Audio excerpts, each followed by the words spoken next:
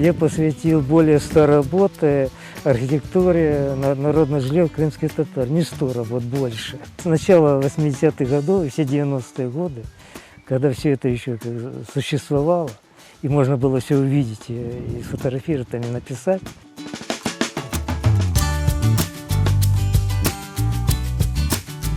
Я очень люблю писать архитектуру, народное жилье крымских татар. Географически это Соколино, и впервые я увидел в 1982 году Соколино. Вот. Чуть позже это Махульду, рядом с Соколиным, за Бойкой. В этом селе сохранились не просто там отдельные дома или ансамбли, а в общем-то целыми улицами. То есть несколько улиц, сохранившихся домами. И что самое ценное, это черепица. В очень хорошем состоянии дома остались, это Бейюк-Азинбаш. Я не могу приехать, там увидел, написал, мне надо там жить. Хотя бы неделю, хотя бы несколько дней.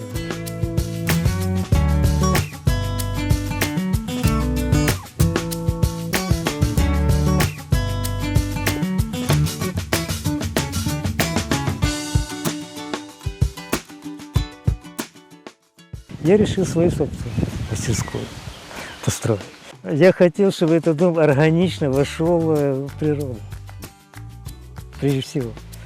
И если бы я сейчас строил, я, наверное, бы построил более традиционный дом. Но тогда не было возможности. Если традиционный, это нижний ряд, магаз каменный, верхний ряд, деревянный каркас из дуба, стойки, подкосы. И этот каркас, все оставшиеся места заполнены легким кирпичом. Тут называется колык. Я искал эту черепицу, разбирали дом. Я просто подошел, спросил, можно ли вас купить. Бери так, только спасибо скажет. Но потом я уже покупал. Искал даже, где-то там увидел черепичку, там положил в сумку, пошел, потому что не хватало, и там она бьется. Меня тоже не прописывали. Долго.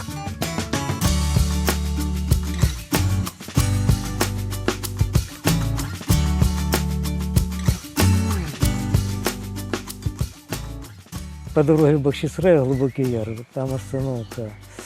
Я ее делал, и уже нет. Тогда была проблема, ни в коем случае ни ханский, ни на татарскую тему не делать.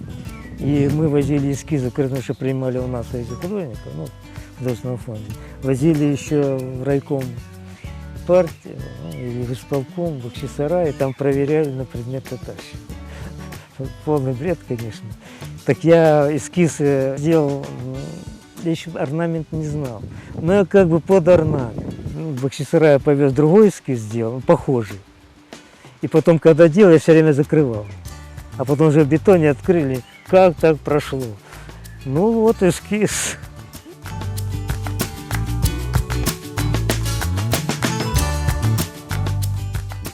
А через какое-то время, увидев дом, начинал, писал, почти на уровне какой-то страсти. Вот этот дом надо обязательно написать. Сейчас с этнографическими подробностями, с некоторой конструкцией.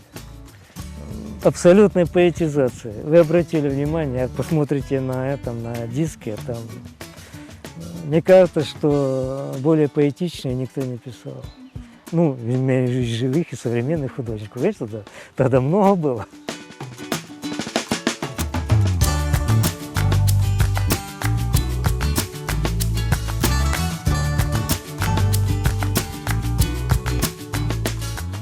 Какие-то истоки вот этой земли, где мы живем. Что я просто полюбил архитектуру эту.